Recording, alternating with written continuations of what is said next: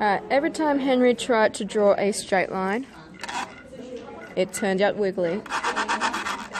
When everyone looked up, Henry looked down. If it thought it was going to be a beautiful sunny day, it would rain.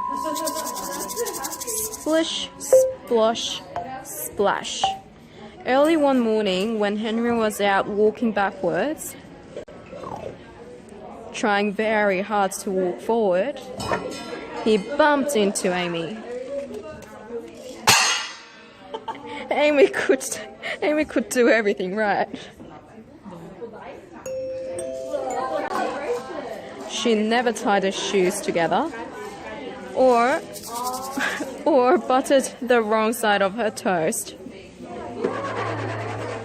She always remembered her umbrella and could write her very own name. Henry thought that everything Amy did was amazing.